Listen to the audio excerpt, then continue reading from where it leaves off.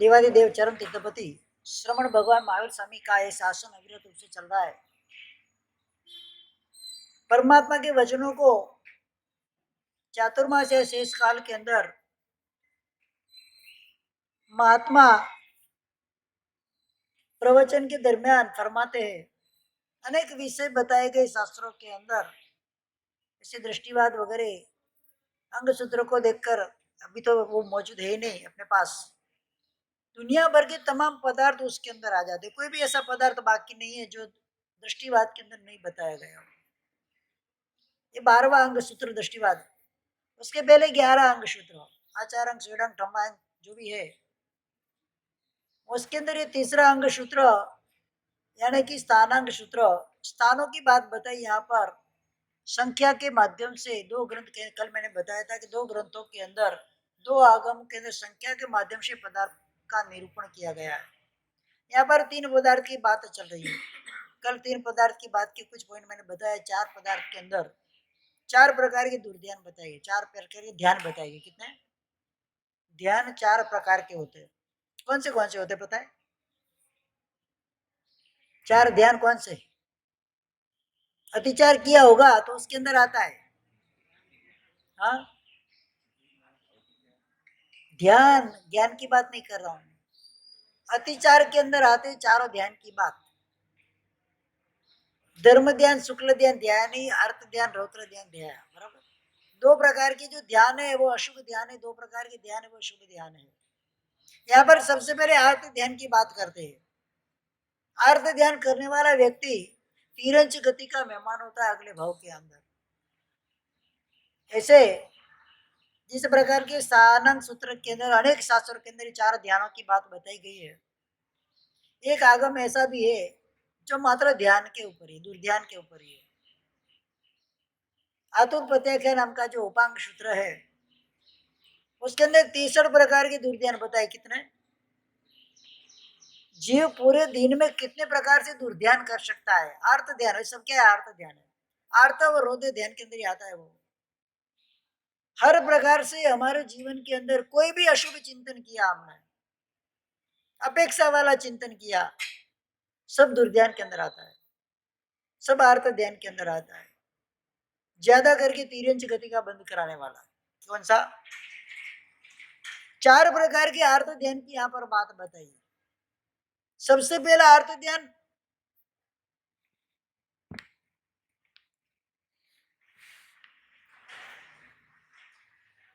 अमनोज्ञ वस्तु का संयोग होना, मतलब जो चीज हमको पसंद नहीं है वो चीज हमारे ऊपर आकर पड़ती है।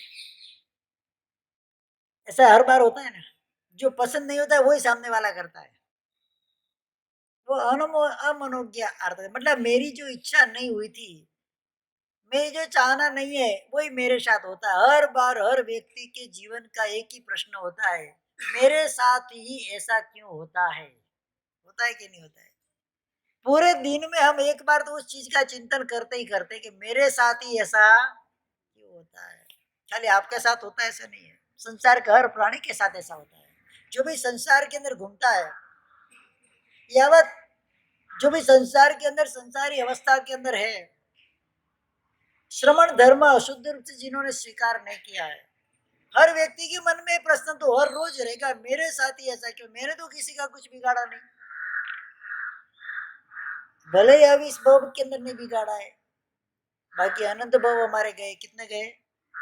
हमने क्या किया होगा उसका लेखा जोखा तो ज्ञानी भगवती जानते हैं, या तो हमारे कर्म ही जानते हैं, हमको तो पता है नहीं।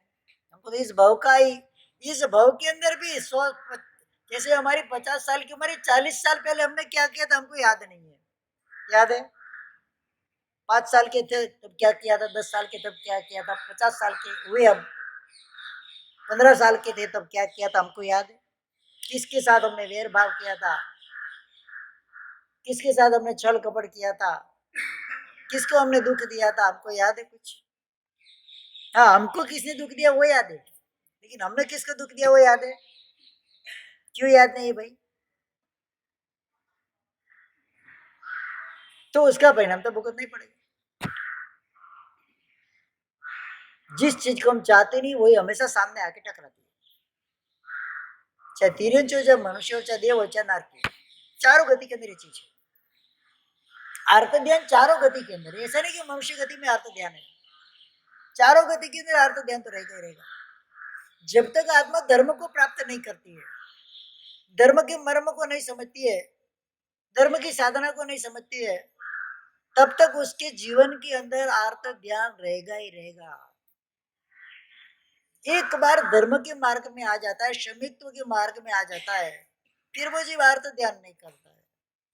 सम्यक्त्वी जीव अगर नरक में भी जाए तो वहां भी शुभ ध्यान में रहता है। वो उसको पता है दुख आने वाले, मुझे सहन करना है, मेरे किए कर्मों का ये फल है। शमित दृष्टि आत्मा का यही चिंतन हमेशा सतत रहता है। और कोड़े के रोज 500 नमक के पानी के अंदर पाए हुए चमड़े की कोड़े सैनिक महाराज जी की पीठ के ऊपर मारता था। कितना मारता था? 500 कोड़े। हंटर, जिसको आपकी भाषा में क्या बोलते हैं? हंटर। नमक के पानी के अंदर पिलाना, फिर मारना खुले बॉर्डर पे।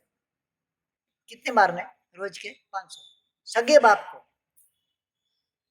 मगध सम्राट महाराजा श्रेणिक, जो परमात्मा के परम भक्त थे और अगले भव के अंदर परमात्मा के समान परमात्मा बनने वाले, पद्मनाभ तीर्थंकर बनने वाले। अभी इस भव के अंदर नरक में, अगले भव के अंदर सीधे उधर से निकल कर क्या बनने वाले हैं?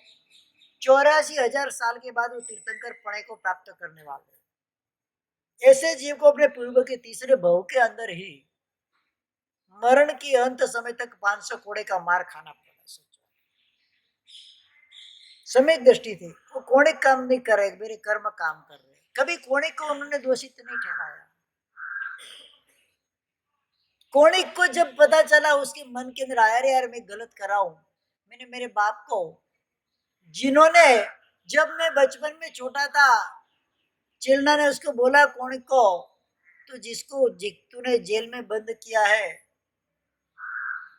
तो जब घर में आया तब मेरे को तेरे बाप की कलेजे का मांस खाने की इच्छा हुई थी।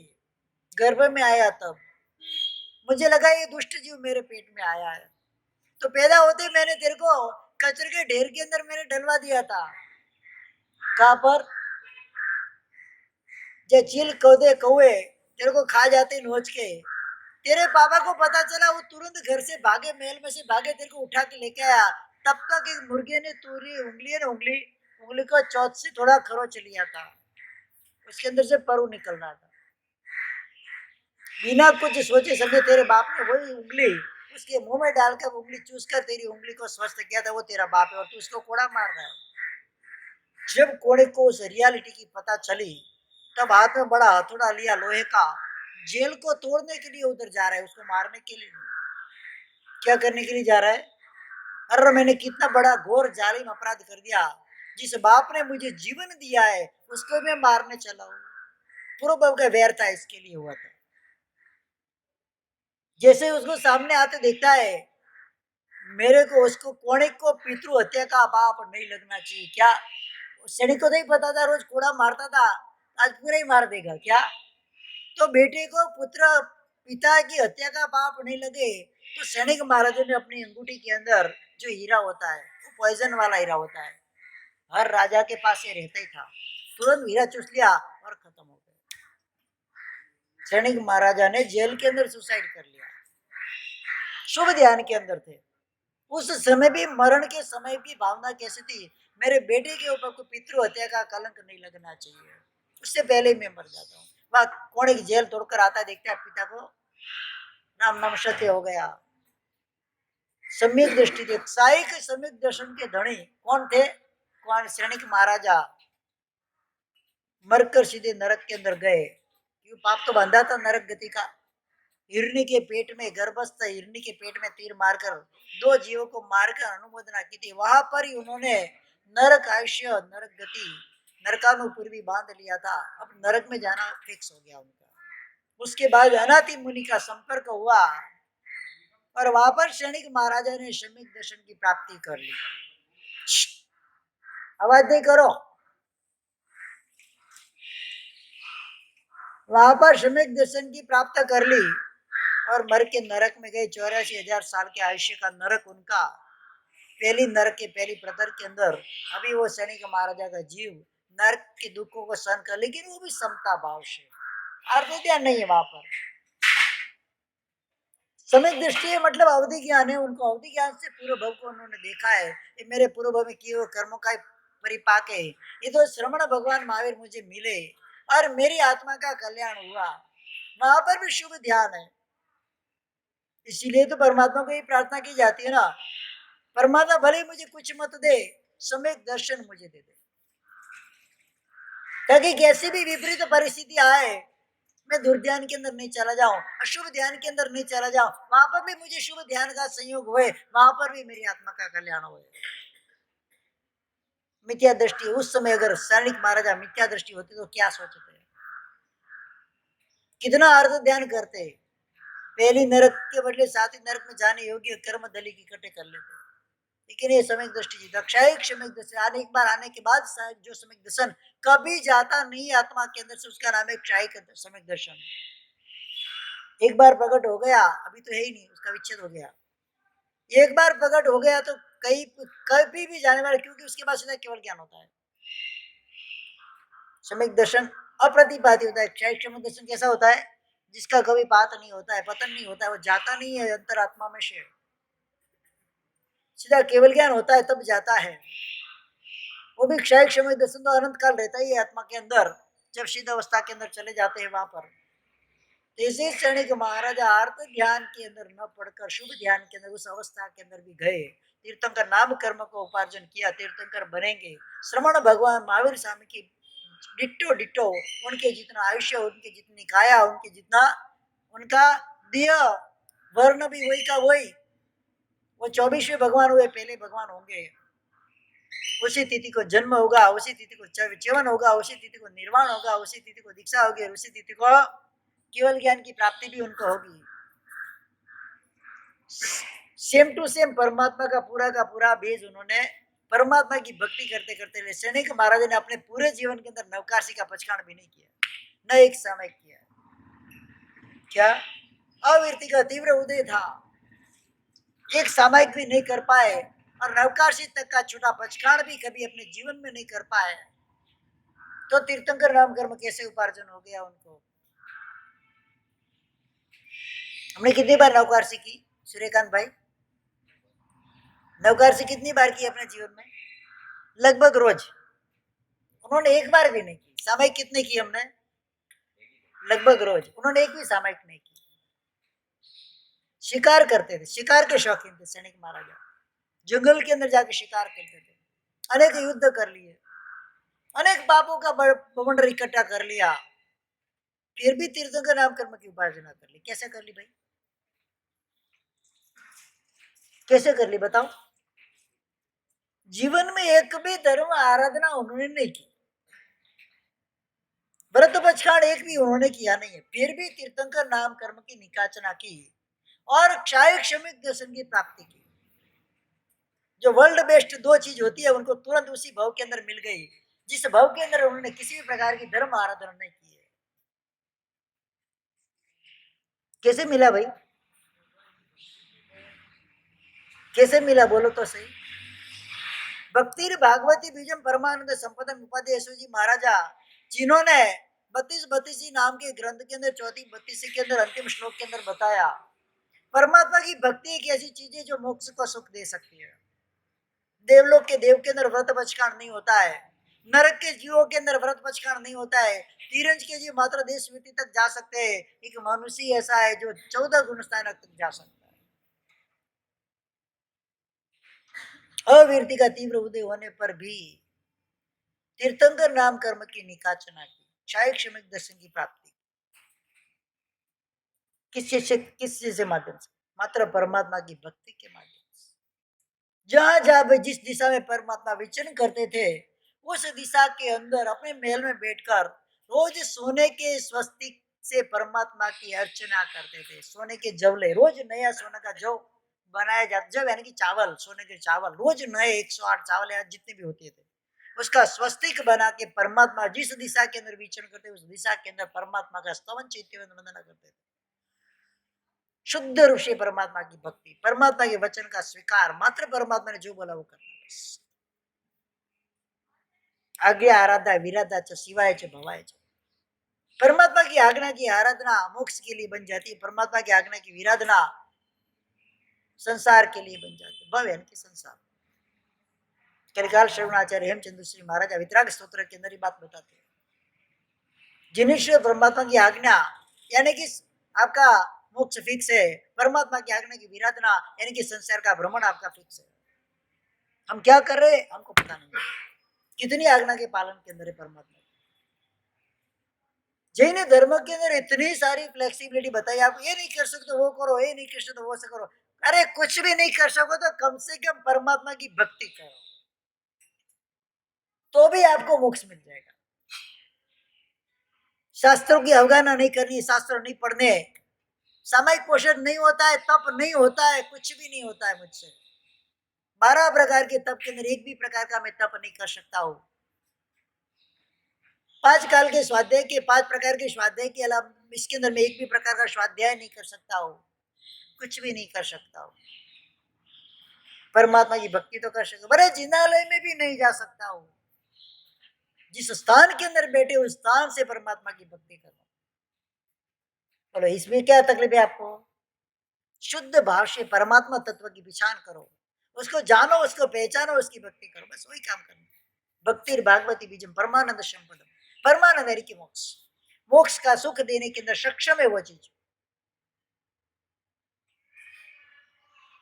दुर्ध्यान को मिटाने का एक ही सद कारण है परमात्मा की भक्ति। जो व्यक्ति परमात्मा की भक्ति के अंदर लीन हो जाता है उसको दूसरी कोई दुनिया की पंचायती होती है नहीं है, ना तो तमा होती, ना फिक्र होती, ना पंचायत होती दुनिया की, अपने आप में वो मस्त हो जाता। आनंद गंजी महाराज, ऋषभ जिनेश्वर प्रीतम मारो और न चाहो रे कंत, रिजियो साहिब संग न परियरे भांगे साधी। इसका मतलब क्या है? परमात्मा ऋषभदेव मेरे प्रियतम है, मेरे पति है, क्या बताए वो?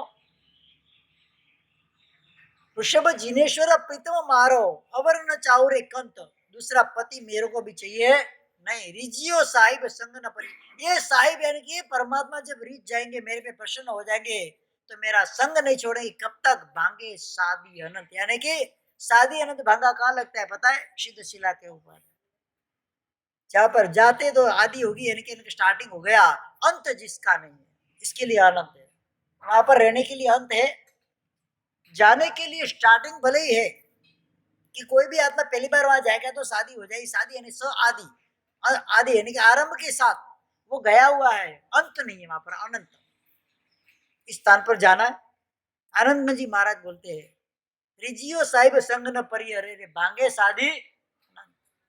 ये मेरा साहिब अगर मेरे पे प्रसन्न हो जाएगा, मेरा साथ कब तक नहीं छोड़ेगा। भांगे शादी अनंत, अंत में हम दोनों एक समान हो जाएंगे और कायम के लिए वहां पर वसवाट हमारा हो जाएगा, फिर हमारा संग कभी छूटने वाला नहीं। ये शुभ ध्यान की धारा, ये परमात्मा की भक्ति है। ऐसे ऐसे वीर पुरुष, ऐसे ऐसे विरल पुरुष,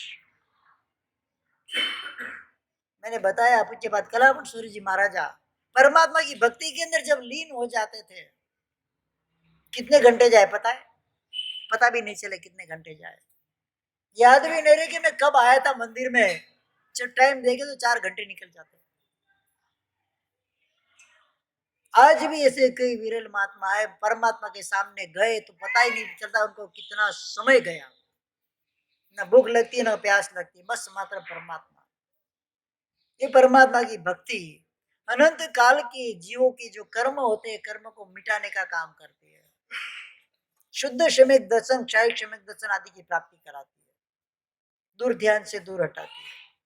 सबसे पहला आर्ध ध्यान मैंने बताया आपको, मनोज्ञ चीजों का संयोग नहीं होना, अप्रिय वस्तु का संयोग हो जाना, जो चीज हमको नहीं चाहिए वो हमारे ऊपर आकर पड़ती है और हम सतत दूर ध्यान में, अरे ऐसा क्यों हो गया, अरे ये तो मेरे को नहीं चाहता था, अरे ऐसा तो मुझे नहीं चाहिए था, ऐसा करके व्यक्ति दूर ध्यान के अंदर पड़ जाता है और भयंकर कोटि के कर्म बंद, बिना किसी कारण, बिना किसी वजह फालतू के कर्म बंद के अंदर पड़ जाता है, अनंत संसारी बन जाता है। ये सबसे पहला अर्थ ध्यान बताया है। अमनोज्ञ वस्तु का संयोग होना हमारे साथ, वो तो होने ही वाला है। जैसे आप एक अशुभ कर्म है, जो चीज नहीं चाहते वही आपके ऊपर आकर पड़ने वाली है, उसके अंदर क्षमता भाव रखो। ज्यादा करके कौन सी चीज हमारे सामने आती है? पूरे दिन का एक हिसाब निकालो आप, बैलेंस शीट बनाओ। कौन सी चीज हमेशा सतत हमारे सामने आती है विकास भाई? कौन सी चीज सामने आती है? जो चाहते हैं वो चीज आती है कि जो नहीं चाहते वो चीज आती है? बोलो। जिसकी हम इच्छा रखते हैं वो चीज आती है कि जिसकी इच्छा नहीं रखते वो आती है? नहीं रखते। बस उसके बारे में फिर चिंतन चालू होता है। सुबह उठे, अपेक्षा रखी, आज मेरा इतना काम होना है, मुझे इतना काम करा, मैंने प्लान बनाया है, क्या होता है? शाम तक वो काम नहीं हुआ, मन स्वस्थ है, मन समाधिमय है, मन समतामय है। क्या हो रहा है मन में? बोलो चंदन में।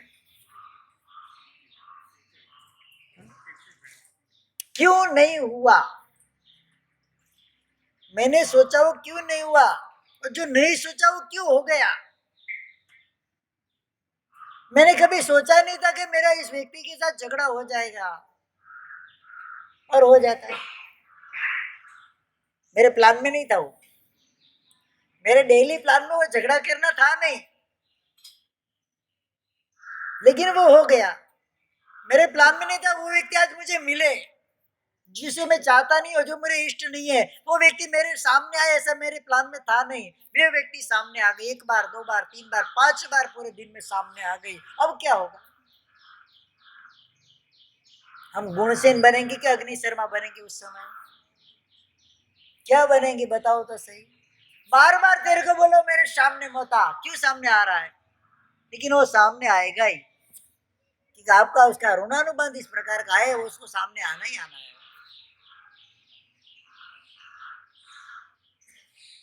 ऋणानुबंध नहीं होता तो आपको मिलते ही क्यों? सामने आने के बाद दूर है, आपको मिलते ही क्यों? आपसे जुड़ते ही क्यों? अनेक भावों के साथ, अनेक भाव का संबंध जीव का जीव के साथ होता है। उस संबंध के अंदर कभी राग का संबंध होता है, कभी द्वेष का संबंध होता है, कभी वैर का संबंध होता है, कभी प्रीति का संबंध होता है। कोई ना कोई संबंध के कारण वो व्यक्ति हमारे साथ आकर जुड़ती है। वो संबंध कब खत्म होता है? मोक्ष के अंदर। संसार के अंदर तो संबंध खत्म होने वाला नहीं है। कोई ना कोई भाव के अंदर, कोई ना कोई स्वरूप के अंदर वो हमारे सामने आकर पड़ेंगे। इसलिए राग का भी संबंध रखना गलत है और द्वेष का भी संबंध रखना गलत है। सम परिणाम, राग और द्वेष के बीच में सम परिणाम है। तो चला गया तो कोई गम नहीं, वो आ गया तो कोई खुशी नहीं है। अपने अपने कर्मों के अनुसार जीव आता है संसार के अंदर, एक दूसरे से जुड़ता है और अपने आप चला जाता है। जिसका जितना अपने साथ संयोग है, जितना ऋणानुबंध है उतना वो साथ में रहेगा। जैसे ऋणानुबंध खत्म हो गया, किसी के बाप की ताकत नहीं कि कोई किसी व्यक्ति को संसार के अंदर रोक सके। फिर भी हम क्या करते हैं? अर्थ ध्यान करते हैं। हाय क्यों चला गया? ये रौद्र ध्यान के अंदर था, आगे बताऊंगा मैं आपको। दूसरे नंबर का अर्थ ध्यान बताया, मनोज्ञ चीजों का वियोग होना। जो चीज इष्ट है वो हमसे दूर बिछड़ जाती है, उस समय हमारा मन ठिकाने पर नहीं रहता है। नुकसान हो गया, मार्केट के अंदर, बाजार के अंदर नुकसान हो गया, कोई हमारा जेवर जेवरात खो गया, किसी को बीमारी आ गई, कोई कुछ हो गया, हाँ, प्रिय वस्तु थी, वो प्रिय व्यक्ति मेरे से बिछड़ गया, सतत दुर्ध्यान के अंदर जीव रहता है। ऐसा क्यों हुआ? अरे उसको तो हमने इतना संभाल के रखा था, उस चीज को या उस व्यक्ति को उतना संभाल के रखा था, अचानक मेरे से अलग कैसे हो गया? ये भी कारण होता ही ना। दिन में एक आध बार तो ये भी कारण होता ही है। आता है कि नहीं आता है दिन में एक बार? ये बात भी आती है ना। जिस चीज को हम सतत चाहते हैं वो चीज हमसे पास होने पर भी दूर हो जाती है। उस समय क्या चिंतन करते हैं हम? ऐसा क्यों होगा? मेरी क्या गलती हो गई? हाँ? कैसा हो गया? वो चीज कैसे खो गई मुझसे? किसी व्यक्ति ने हार या अंगूठी नया नया मार्केट में से खरीद कर लाया है, सोने का, बहुत अच्छा लगता है, बहुत प्रिय लगता है, खरीद कर लाया है, अचानक कहीं मिसप्लेस हो गया, कहीं इधर उधर रख दिया। जो चीज आपको बहुत पसंद थी, आपने लाई है, और अचानक ही आपके हाथों से किधर इधर तो रख दिए, मिल नहीं पा रही वो वस्तु। जब तक वो वस्तु मिलती नहीं है, मन समता भाव के अंदर रहता है? क्यों नहीं रहता है? मेहमान आएंगे। समता भाव के अंदर मन क्यों नहीं रहता है? मेरे अधिकार में जब तक वो चीज थी, मेरे पुण्य में जब तक वो चीज थी, तब तक मेरे पास रही। आज मेरे पुण्य में नहीं है, मैं कितना भी उसके लिए बलका मारू, कितना भी उसके लिए तड़पू, कितना भी उसके लिए बिल्कू, वो चीज मुझे मिलने वाली नहीं है। उस समय मन को समाधि में रखकर हम रह सकते कि नहीं रह सकते? वो चीज मेरी थी ही नहीं, वो जिस सहयोग से मुझसे जुड़ी थी, आज मेरी नहीं है तो नहीं है, बस मेरा उसका ऋणानुबंध खत्म हो गया। मन समाधि में रह सकता है कि नहीं रह सकता? हमारा संसार क्यों बढ़ता है पता है? अनिष्ट वस्तु का संयोग होने पर जितना अपना मन विचलित नहीं होता है, उससे ज्यादा मन इष्ट वस्तु का वियोग होने पर विचलित होता है। बराबर ना विनोद भाई? अप्रिय वस्तु अगर सामने आ जाए तो थोड़ा टाइम निभाकर उसको निपटा देंगे, लेकिन जो प्रिय वस्तु है वो हमसे बिछड़ गई, वो हमसे दूर हो गई, कहां तक उसका दुर्ध्यान रहता है? जब तक वो वापस मिल नहीं जाए तब तक रहता है कि नहीं रहता है? तो सबसे बड़ा जो आर्त ध्यान होता है ना, उसके अंदर ही होता है, उसके अंदर ही जीव संसार को बढ़ाता है। और दूसरे नंबर का जो आर्त ध्यान बताया, सबसे ज्यादा संसार बढ़ने का कारण वही होता है जो इष्ट वस्तु हमसे दूर हो जाती है, इष्ट वस्तु से हम बिछड़ जाते हैं, इष्ट वस्तु हमारे से बॉयकॉट हो जाती है, तब जाके हमको आर्त ध्यान जो होता है वो उत्कृष्ट कोटि का आर्त ध्यान हम कर लेते हैं। मनोज्ञ चीजों का विप्रयोग यानी कि वियोग होना, ये दूसरे नंबर का अर्थ ध्यान बताया। तीसरे नंबर का अर्थ ध्यान यहाँ पर बताया कि जो रोग आता है, घातक रोग आते हैं, कैंसर वगैरह वगैरह जो भी होता है, डायबिटीज, शुगर, एक बार आने के बाद जाने का नाम ही नहीं लेता। कब जाएगा? जब जान जाएगी शरीर में से तब जाएगा। तो रोग आने पर उसको कैसे दूर करना, सतत बस उसके अंदर ही जीव रहता है। शुगर आए तो कैसे कम करनी, कैंसर आए तो कैसे मिटाना, हार्ट अटैक आया तो कैसे पंप करके इसकी करके उसको निपटाना। अनेक प्रकार के शरीर के अंदर रोग है। कितने रोग है पता है? शरीर के अंदर रोग कितने पड़े हुए सुभाष भाई? कितने रोग है अपने शरीर के अंदर? 3.5 करोड़ रोम राज, यानी कि 3.5 करोड़ छिद्र शरीर के अंदर है। कितने? एक एक छिद्र के अंदर 2.25 रोग, यानी कि 5,97,00,000 रोग हमारे शरीर के अंदर सत्ता के अंदर पड़े हुए हैं। और एक एक रोग की ताकत है हमको एक सेकंड में इस दुनिया से उठा ले। उसको जीवलेण रोग बोलते हैं। कैसा बोलते हैं? मरणांतिक रोग बोलते हैं उसको। ऐसे 5 करोड़ पौने मतलब 6 करोड़ के करीब करीब रोग हमारे शरीर के अंदर सत्ता के अंदर पड़े हुए हैं। ये तो शुक्र है परमात्मा का, शुक्र है कर्म सत्ता का, कोई ऐसा रोग हमारे शरीर के अंदर आज उदय में नहीं है। जिस दिन उदय अवस्था में आ जाता है, किसी के बाप की चलती नहीं है। नरक के जीवों के अंदर है 6 करोड़ जितने रोग, 6 करोड़ रोग सतत उदय में रहते हैं। एक भी रोग इसके शरीर में से जाता नहीं, सतत उदय में, हमारे उदय में नहीं, सत्ता में अंदर पड़े हुए, दबकर पड़े हुए। अभी बाहर उसका विकास नहीं है, बाहर फैला हुआ नहीं है। नरक के अंदर तो बाहर शरीर के अंदर सारे के सारे रोग दिखते हैं। सतत उसके कान के अंदर दर्द रहता है, सतत आंखों के अंदर भयंकर जलन रोग उसको रहता ही है। नाक, कान, मुंह, दांत वगैरह उसके हमेशा दुखते ही रहते हैं।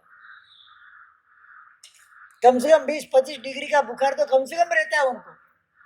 उसके शरीर को कोई हाथ नहीं लगा सके, उसके शरीर को लोहा टच करके लोहा पिघल कर पानी हो जाए, इतना भयंकर गर्म शरीर उनका सतत रहता है। हमारे शरीर के अंदर सारे रोग पड़े हुए, सत्ता के अंदर बंद होकर पड़े हुए, डब्बी में बंद होकर पड़े हुए। जब डब्बी खुलेगी तब पता चलेगा। जब तक रोग नहीं आता, जावन रोग विहारो जावन मच्चू समिले, वैराग्य शतक के अंदर बताया है। तावत धम्मे उज्जमम करियो, तब तक धर्म के अंदर उद्यम कर लो, जब तक रोग का विकार प्रकट नहीं हुआ है और जब तक मृत्यु की घड़ी नहीं आई है। आपके पास अवसर है, धर्म का आदर कर लो, धर्म का बहुमान कर लो, धर्म का स्वीकार कर लो, धर्म की आराधना कर लो। जब रोग आ जाएगा, किसी प्रकार के धर्म करने के हम लायक नहीं रहेंगे। शुगर का पेशेंट होता, इच्छा होती है मुझे उपवास करना, नहीं कर पाएगा। कैंसर का पेशेंट होता है, इच्छा होती है मुझे सामायिक करना, वो नहीं कर पाएगा, समाधि नहीं रहेगी उसकी। रोग आ गया, फिर धर्म करनी नहीं होती है। रोग के अंदर धर्म करने वाले विरल ही होते हैं।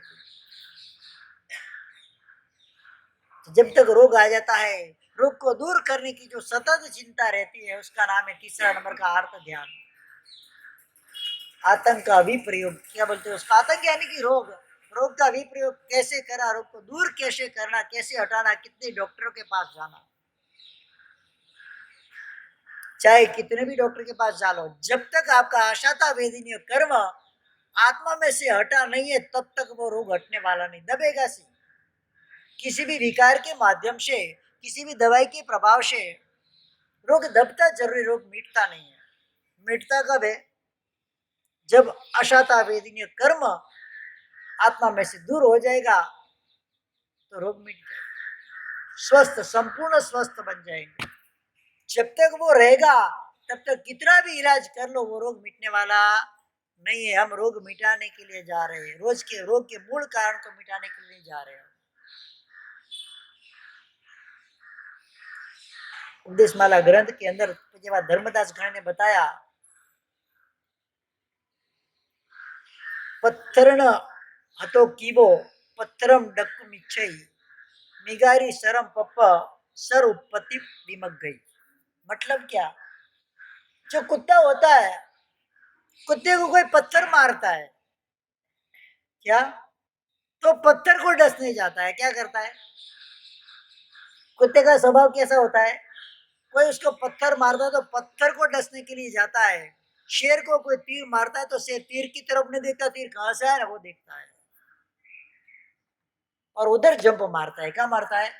ये तीर चला कहां से। हम क्या करते, रोग आ जाता है तो रोग मिटेगा कैसे उसको देखने के लिए दौड़ते हैं, लेकिन रोग आया कहां से वो ढूंढते नहीं है। क्या ढूंढते हैं? हाँ, रोग के पीछे भागते हैं, रोग के कारण के पीछे नहीं भागते हैं, इसीलिए दुखी होते हैं। दुखी क्यों विनोद भाई? हम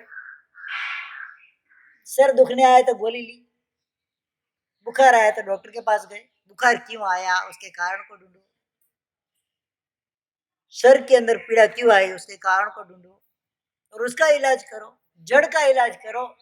पेड़ का इलाज करने की जरूरत नहीं है, जड़ मिट जाएगी तो पेड़ टिकने वाला है? हाँ, पेड़ काटने की जरूरत नहीं है, काटने तो क्या काटना है, पेड़ की जड़ को काटना है। जड़ कटेगी तो पेड़ रहने वाला ही नहीं है। हम क्या कर रहे हैं, उसकी डालियां पत्ते काटते हैं, जड़ तो की ऐसी सलामत है जिसके अंदर रोग भरा हुआ है। अशाता वेदनीय, तीव्र प्रकार का अशाता वेदनीय कर्म उदय में आता है, तब शरीर के अंदर रोग प्रकट होते हैं। उसको मिटाने के लिए सबसे पहला कारण बताया है, यथाशक्ति जीव दया का पालन करना। जो जीव दूसरे जीव का संरक्षण करता है, संरक्षण करता है, उसके अंदर कभी भी कर्म आते नहीं है, रोग आते नहीं है, उसको कभी रोगी होना नहीं पड़ता है। जीव देह का पालन करने वाला शुद्ध रूप से साता वेदनीय कर्म का बंध करता है। क्या करता है? उत्कृष्ट रूप से जीव देह का पालन करने वाला जीव रोगी नहीं बनता है, कभी अनेक भवों तक वो निरोगी रहता है। जीवों की जैन धर्म इसीलिए सबसे पहले जो भी आगम उठा के ले लो, आप खोल दो उसको, हर के अंदर एक बात तो हमेशा घुट घुट कर बताइए, अहिंसा धर्म का पालन करना चाहिए। किसी भी जीव की हिंसा नहीं करनी चाहिए। 6 जीव निकाय, कितने? 6 जीव निकाय, पृथ्वी का, आपका, तेव का, वायु का, वनस्पति का है। 6 जीव निकाय में से किसी भी जीव की हिंसा श्रमण को करनी चाहिए नहीं। हर आगम के अंदर टिप टिप पर ये बातें लिखी हुई है। बाकी दूसरी बातें इतनी बार नहीं आती जितनी अहिंसा की बात आती, इसीलिए अहिंसा परमो धर्म, जिनशासन अहिंसा प्रधान धर्म है। दूसरे जीवों को सुखी करना, दूसरे जीवों की दया करनी, उसको जीवन दान देना है। राजा की 4 रानियों की बात आती है। एक रानी, 3 रानी राजा की मानीती थी, एक अणमानीती थी, अपनी भाषा में बोलते हैं ना। राजा ने एक चोर को पकड़ा, उसको फांसी की सजा, सूली की सजा सुनाई गई। चारों रानियों ने बोला भले उसको मरना ही है तो हमको एक एक दिन के लिए उसकी भक्ति करने दो।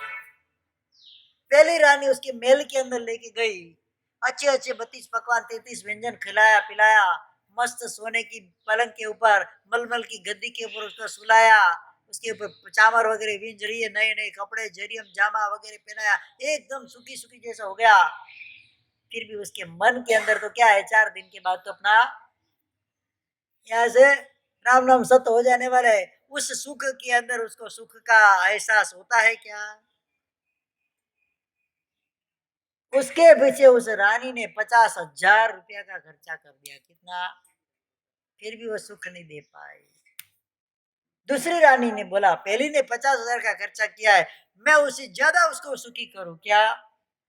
उसके ऊपर लाखों रुपए का खर्चा कर दिया उसने, और उससे ज्यादा बेटर उसको बनाया, सोने की चांदी की बर्तनों के अंदर उसको खाना खिलाया, अनेक प्रकार के विशिष्ट प्रकार के क्वालिटी में शरबत उसको पिलाया, सब कुछ किया, सुख देने का बहुत प्रयत्न किया। सुख तो है उसके पास, सुख का अनुभव नहीं है। 3 दिन के बाद क्या करना है? संसार में से विदाई ले लेना। दूसरी का काम हो गया, तीसरी ने उससे भी ज्यादा उसकी आव भगत की। चौथी रानी, मेरे पास तो कुछ है नहीं, कंगाल जैसी थी, उसके पास कोई धन दौलत था नहीं, मैं उसकी तीनों रानी की तरह आव भगत तो नहीं कर पा रही महाराजा, लेकिन मेरी एक विनंती है। क्या? तीनों रानी ने उसकी इस भव के सुख को देखा, चौथी रानी ने पर भव के सुख को देखा। राजन, अगर आप कुछ भी मुझे देना चाहते हो, अगर मुझ पे सचमुच प्रसन्न हो, इस जीव को अभय दान दे दो। सुखी रोटी तक उसको खिलाई नहीं है चोर को रानी ने, न किसी प्रकार का सुख दिया है। राजा को बोला राजन, अगर आप सचमुच में प्रसन्न हो तो मुझे एक वचन दो, इस चोर को आप अभय दान दे दोगे। इतना सुना, 3 रानी ने जो सुख चोर को दिया था और चौथी रानी के द्वारा जो क्रिया करी गई, चारों में से सुखी कब हुआ चोर? हाँ, चोर सुखी कब हुआ? उसको पता चल गया अब मरना नहीं होगा, अब सूली पे चढ़ना नहीं होगा, ये रानी मेरे लिए उपकारी है। तीनों रानियों ने भी कोई कमी नहीं रखी थी उसकी स्वागत करने में, उसकी सेवा करने में कोई कमी छोड़ी नहीं थी, लेकिन चौथी रानी ने कोई सेवा नहीं की, मात्र एक ही चीज दिया, इस जीव को अभय दान दे दो। बस वही होता है जैना धर्म, वही होता है जीव दया का पालन करने वाला जीव शुद्ध रूप से साता वेदनीय कर्म का बंद करता है। शरीर के अंदर अनेक भव तक, अनंत भव तक रोगिष्ट शरीर उसको मिलता नहीं, निरोगी शरीर मिलता है। रोग के बाद चौथी चीज आती है, प्रीति करने वाले 5 प्रकार के हमारे शब्द रूप और गंध स्पर्श, सर्व जो 5 प्रकार के काम भोग है। हमने चाहा आज मुझे घर पे जाऊंगा, गर्मा गर्म मसालेदार टकाटक चाय मिलनी चाहिए, कड़क मसालेदार। हाँ, मेरी इच्छा थी, स्वादिष्ट भोजन की इच्छा थी। क्या थी? मेरी जैसी चाहना ऐसी मुझे चाय मिल जाए, और मुझे दुनिया में कुछ भी चाहिए नहीं। हमारे विनोद भाई बोलते हैं ना, हमारे साथ चाय मिली तो दुनिया मिली। अभी हम बीच में जा रहे थे, मनोज भाई का जो प्रसंग था ना पारना का, तो वी आर रास्ते में चल मेरे साथ में चलते थे, शायद मेरी नस के अंदर कोई फूल लेने के लिए आया ना, तो बोतल में से खींच के तो चाय निकलेगी। क्या निकलेगा? खून के बदले क्या निकलेगी? चाय निकलेगी। उनको चाय मिल जाए, स्वाद है, जीभ का स्वाद है। चाय क्या है? उनके लिए तो प्रिय काम भोग है। एक एग्जाम्पल है, कोई इसकी अपन किसी की चर्चा नहीं कर रहे, एक एग्जाम्पल के स्वरूप है। इसी प्रकार से किसी व्यक्ति को, जैसे हमारी बहनें शोरूम में जाती है, अगर गड्डी हाथ में आ गई या क्रेडिट कार्ड हाथ में आ गया, डेबिट कार्ड हाथ में आ गया, उसके अंदर कड़ी बैलेंस पड़ी हुई है और पति ने बोल दिया जो भी तुझे खरीदना वो खरीद, कौन सी चीज उठाएगी भाई? हाँ, और कितने उठाएगी? अपने शरीर से वजन से भी ज्यादा वजन के कपड़े उठा के लेकर आएंगे।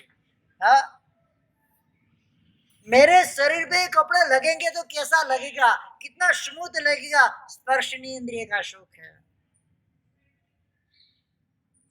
थिएटर के अंदर मूवी देखने के लिए जाते हैं, अच्छा दृश्य आता है, हमको पसंद आ गया, ऐसा बार बार देखते हैं, उसको रिवाइंड फॉरवर्ड करके देखते हैं, चक्षु इंद्रिय का सुख होता है। किसी को गाना पसंद होता है,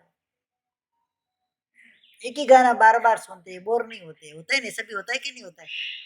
कई गाने ऐसे हिट हो जाते हैं हमारे जीवन के लिए, जो उसको हम बार बार सुनते रहते हैं, हम उससे बोर नहीं होते हैं। इसी प्रकार से पांचों जो विषय बताए, इंद्रियों के पांचों विषय, जिसको काम भोग बोलते हैं, हमारे पास होने पर अचानक वो बिछड़ जाते हैं।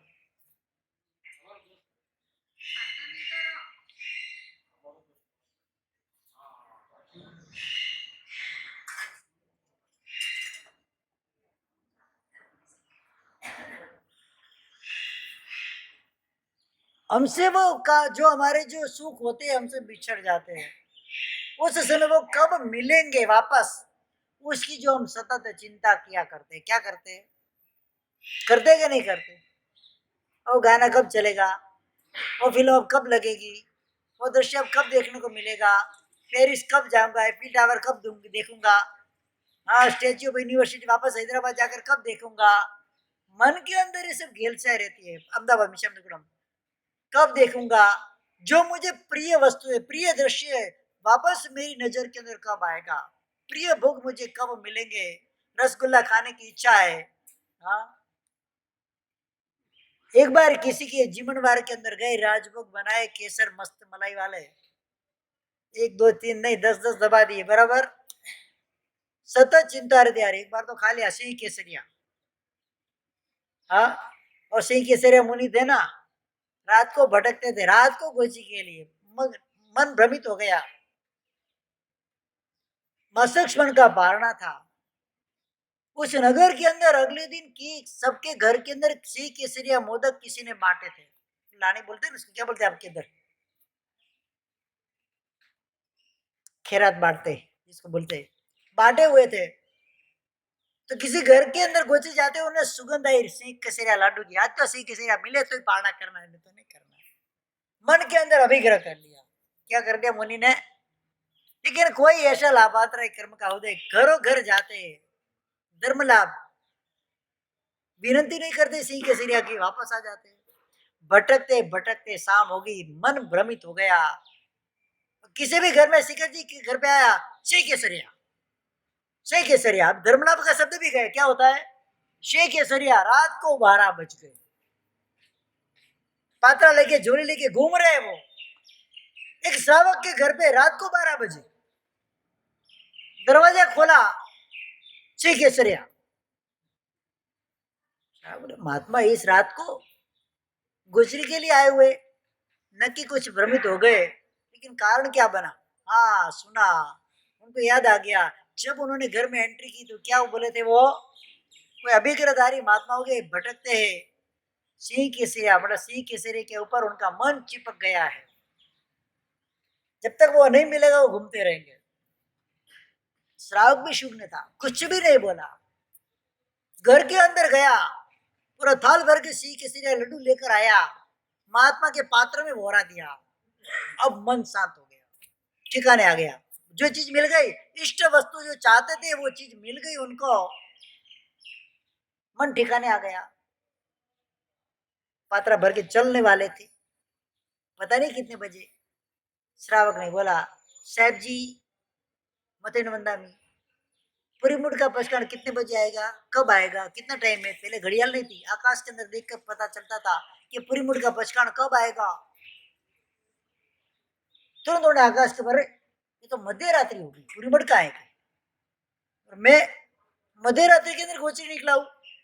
श्रावक को धन्यवाद है, मुझे ठिकाने लाया। लाडू भोर तो लिया है, रात्रि के अंदर भोरा है, रात्रि भोजन का पाप लगता है, हमको वो चीज कल्पती नहीं, करना क्या। अब निरवध्य स्थान की जाकर अंदर पलटना पड़ेगा। तो पलटने के लिए गए, जो कुंभार का निबाड़ा वगैरह होता है ना, वो जमीन एकदम अचित होती है, क्योंकि बार बार गर्म होती रहती है, तो जीव उत्पत्ति अंदर होती नहीं है। उस जमीन के अंदर जाकर लाडू को पलटने का प्रयत्न करे, लाडू छोड़ रहे हैं, चूरा कर रहे, लाडू का कर्मों का चूरा कर रहे। क्या कर रहे? अरे लाडू का चूरा नहीं कर रहे, श्रावक को बार बार उसकी अनुमोदना करते, उसके सुकृत की अनुमोदना करते, मुझे ठिकाने पर लाया, उसको धन्यवाद देते, मेरे कर्म की निंदा कर रहा हूं, मैंने ऐसा किया, मैं इस मासक क्षण के तपस्वी थे, भी पारना भी नहीं किया था, पूरा दिन से भटक रहे थे एक लाडू की लालसा के अंदर। मैं यहां तक गिर गया, वो श्रावक भी सोचते, भले ही साधु लाडू के मुंह में फंसे हुए, लेकिन अपने परिणाम से गिरे हुए नहीं है, दूसरी कोई चीज लेते नहीं है, खाली सीख इसलिए उनको चाहिए। श्रमण धर्म के अंदर उपयोग पूर्वक आते, उपयोग पूर्वक जाते, मतलब अपने 5 महाव्रतों से पतित हुए नहीं है। भले लाडू की लालसा लगी है तो जल्दी ठिकाने आ जाएंगे। और श्रावक ने भी शुभ्रता बुद्धि वापर कर बोला, साहब पूरी मिट का पचखान कब आ रहा है, कितना टाइम बाकी है। आकाश में देखा, मध्यांतर मध्य रात्रि हो गई, यार मैंने क्या किया, ठिकाने आ गया। लाडू का चूरा करते करते 4 घाती कर्म का चूरा करके वही सी केसरिया मुनि को केवल ज्ञान की प्राप्ति हो गई। मनोज्ञ चीज मिल भी जाए, काम भोग मनोज्ञ मिल भी जाए और बिछड़ भी जाए, तो कोई टेंशन गम करने का नहीं है, उसके हाथ ध्यान के अंदर पड़ना नहीं है। ये अनेक प्रकार की जो 4 प्रकार के अर्थ ध्यान की बात शास्त्र के अंदर बताई है, समय तो होने आया उसका। जैसे चौथे प्रकार के काम भोग का जो विप्रयोग मेरे से न हो जाए, उसकी सतत चिंता करनी। और अर्थ ध्यान के लक्षण क्या है वो बताते हैं यहाँ पर। सबसे पहला लक्षण है उसका क्रंदन, आक्रंद करना। कोई व्यक्ति मर गया, कुछ चीज हमसे, हमारी की चीज गुम गई, किसी ने हमारे साथ बुरा बर्ताव कर दिया, बहुत बड़ा धोखा कर दिया, जो भी आपकी भाषा के अंदर देखा जाए तो कुछ भी कर लिया, उस समय आक्रंद के जोर जोर से रोते हैं। क्या करते, माथा कुट कुट कर रोते, सर दीवार के ऊपर माथा भटका भटका कर रोते, आक्रंद करते, भयंकर कोटिका। ये अर्थ ध्यान है। कोई भी व्यक्ति मर जाता है, मरने वाला कभी वापस नहीं आता, नेवर विल बैक। एक बार जो गया वो वापस आता नहीं है। लेकिन उसके वियोग के अंदर हम जितना सर फोड़ते, जितना आक्रंद करते, भयंकर कोटि के आर्थ ध्यान को करके हम तिरंज गति का कर्म बांधते हैं। वो गया, उसका समय पूरा हो गया, वो निकल गया, अब क्या करना उसके पीछे। ये आक्रंद होता है। दूसरे नंबर के अंदर शोचनता, यानी कि शौक करना, उसके पीछे गम। वो गया तो 15 दिन खाना नहीं खाए, 15 दिन सुन मुन बैठा रहे, ये सब शौक वगैरह करना, उसके पीछे आराधना करनी होती है, शौक करना नहीं होता है। ताकि अगर वो देवलोक में गया हो जीव और उपयोग रखे, मेरे पीछे लोग क्या कर रहे, कितनी आराधना कर रहे, कितने प्रकार के मुझे धर्म सुख दे रहे, वो वहां पर भी प्रसन्न रह सकता है जी।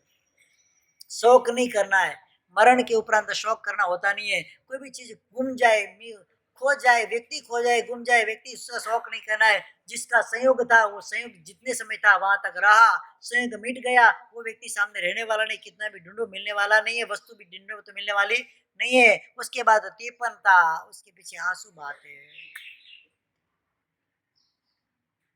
क्या करते, रोते रहते, सतत रोते। कई ऐसे लोग देखे मैंने, सतत रोते रहते, रोते रोते इतने भयंकर कोटि के आर्त ध्यान के अंदर चढ़ जाते हैं, भयंकर कोटि के दूर ध्यान के अंदर कर्म का बंद करते हैं, उनको खुद को पता नहीं वो कहां तक जाकर गिरेंगे।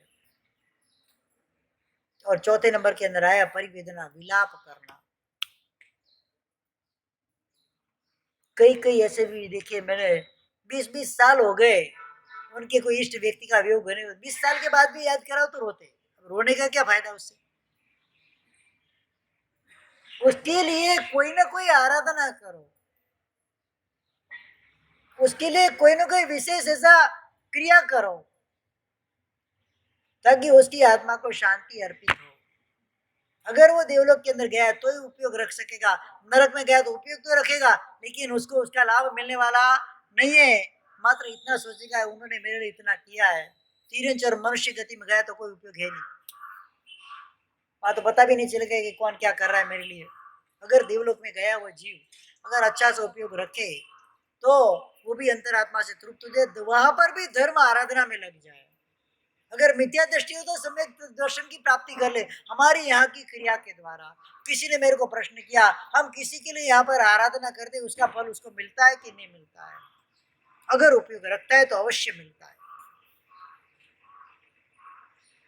उसने सोचा कि मेरे पीछे जो हमारे परिवार वाले थे उन्होंने इतने आयमिल किए, उतने सामायिक वगैरह किए, उतना स्वाध्याय वगैरह किए, परमात्मा की भक्ति की, परमात्मा का जिनालय बंधवाया है, परमात्मा की प्रतिमा का निर्माण करवाया है।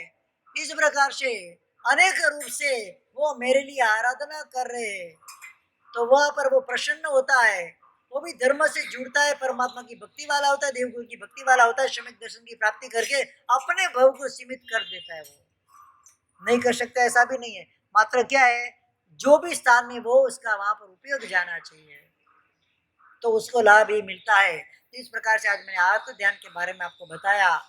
कल दूसरे नंबर का उससे भी क्लिष्ट रौद्र ध्यान, उसके बारे में हम कल विचार करेंगे। 4 प्रकार के ध्यान है, 4 दिन अपना ये बात चलेगी। जबरदस्त कोटि की बात है, स्थानक सूत्र के अंदर बताई गई है। जैसे स्थानक में ये अनेक सूत्रों के अंदर उत्तरायण वगैरह के अंदर भी ये बातें बताई गई है। ये 4 ध्यान की बात तो हर जगह पे आती है, अनेक आगम में भी आएगी, अनेक प्रकीर्ण ग्रंथों के अंदर भी आएगी, तो अलग अलग जगह पे ये बातें आएगी, तो उसको हमको समझना है वो चीज क्या होती है।